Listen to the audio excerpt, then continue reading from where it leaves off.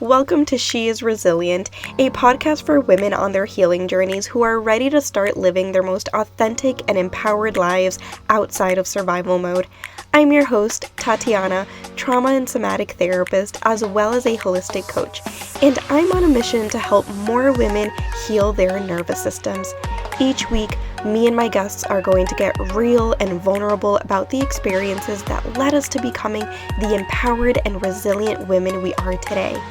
You'll leave this podcast with the skills, knowledge, and inspiration to start creating the life you deserve.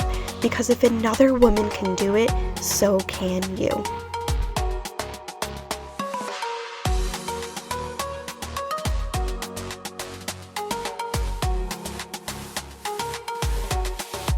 Welcome back to another episode of She is Resilient. Today we're going to continue the conversation around how chronic illnesses and diseases are closely connected to nervous system dysregulation and how healing the root causes can truly change your life. We're going to explore how healing your nervous system is the key to reversing chronic conditions like POTS, Hashimoto's disease, type 2 diabetes, IBS, chronic migraines, fibromyalgia, and so many other medical conditions. So let's start with understanding your nervous system, because if you're new here, you might not know the role of the nervous system, and this is important. And if you're not new here, this is always a great reminder for you. So your nervous system controls all of the basic functions of the body. It's responsible for your internal organs like your brain, heart, liver, lungs, stomach, kidneys, and bladder. It regulates your heartbeat, digestion, hormones, your immune response, and everything that keeps you alive. That's the nervous system's primary role, to keep you alive. So when your nervous system is balanced and regulated, everything in your body is working pretty smoothly. You feel grounded, calm, and your body can easily rest and digest. But when your nervous system is stuck in survival, fight, flight, or freeze, then everything that we just mentioned also becomes dysregulated and disrupted, right? So when your nervous system is dysregulated, it impacts every single internal organ. And I think one of the biggest reasons why people believe that chronic illness and disease are separate from trauma and separate from survival mode in the nervous system is because trauma is so misunderstood, and so many people don't understand the nervous system. So when we don't understand trauma and when we don't understand the nervous system, we start to think that every symptom and diagnosis is separate from each other. But like I mentioned in the previous episode on IBS, everything is connected. Also, if you haven't listened to episode 6, Trauma is Not What You Think, please go back and listen to it, because once you understand trauma, once you understand the nervous system, it all starts to make sense. And even if you have listened to the episode, I invite you to go back and re-listen, because it's really a great reminder. So, we know that unresolved trauma gets stored in the body. So when your nervous system has that stored survival energy, your nervous system is functioning from a state of survival, putting your nervous system on overdrive. And your nervous system is not meant to live in a chronic state of survival for a long period of time. That's unnecessary stress to the body, to all of your internal organs. So over time, this constant state of survival and stress leads to chronic inflammation. And research has shown that stress is the number one cause of inflammation in the body. And we know that inflammation leads to disease and illness. So for example, autoimmune conditions like Hashimoto's often comes up with people who have unresolved trauma, because when your nervous system is in a constant state of fight or flight, it's releasing unnecessary hormones like adrenaline and cortisol. And we need these hormones, we need adrenaline and cortisol when our nervous system is in danger. But when our nervous system isn't in actual threat, we really don't need to be releasing these constant hormones or this constant stress to the body. These hormones can disrupt your thyroid's inability to regulate these hormones. I actually just spoke about this at a book summit where I was a guest speaker, and I talked about the connection between thyroid conditions like Hashimoto's and how it's connected to trauma in the nervous system. And if you're someone who struggles with Hashimoto's or any other thyroid condition, I invite you to read the book Hidden Healing, which is written by Jasmine Parker, who was the host of the book summit I'm talking to you about. So in her book, she writes about her journey navigating this condition and how she healed her symptoms through a whole body approach, which is what I'm always talking about, right? How healing truly requires this holistic whole body approach. I also guest spoke at another virtual summit where I discussed the connection between type 2 diabetes and the nervous system. And this isn't a coincidence that I'm being asked to speak at these summits that are about conditions and diagnoses that seem to be so separate from each other, right? And it's because the nervous system plays a significant role in all of these conditions, and people are starting to understand that physical health and mental health are truly not separate. So really quick, when it comes to type 2 diabetes, living in survival mode will directly impact the pancreas' ability to release insulin.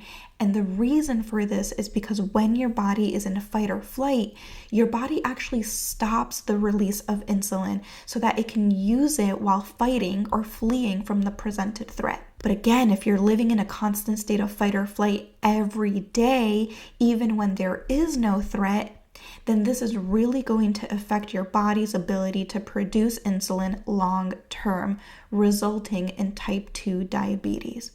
Also, I just want to share that everything that I'm talking to you about is a super simplified explanation.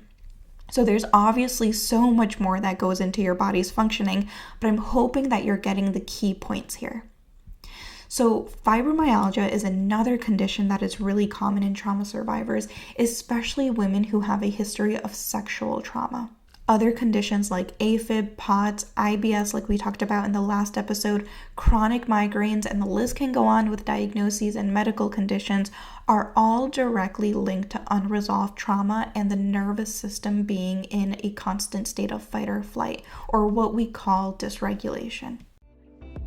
Hey there, if you're looking for daily somatic practices to add to your toolbox, I'd love to introduce you to my somatic bundle where I guide you through over 30 somatic tools and practices that support your nervous system by creating the safety that your nervous system requires to move out of survival mode.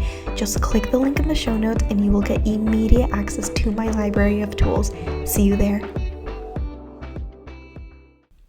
And this is why I continue to talk about trauma in the nervous system, because it's not just about emotions. It's not just about feeling better emotionally. It's truly about reclaiming your entire life. It's about feeling your best emotionally and physically. I've seen clients reverse diagnoses that they thought were permanent. Conditions like A-Fib, chronic fatigue syndrome, and even some forms of arthritis improve when we teach the body how to return to safety and homeostasis, right? That balanced state. Now, does this mean that you shouldn't follow medical advice or take medications as prescribed? No, of course not. But it does mean that healing isn't just about symptom management, right? It's about addressing the root cause.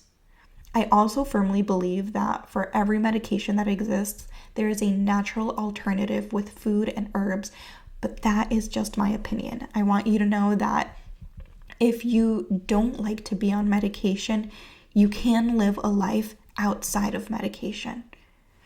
So let's take someone who has POTS, for example. So this is a condition that causes dizziness, fainting, and rapid heart rate. And most people might think that their issue is purely cardiovascular.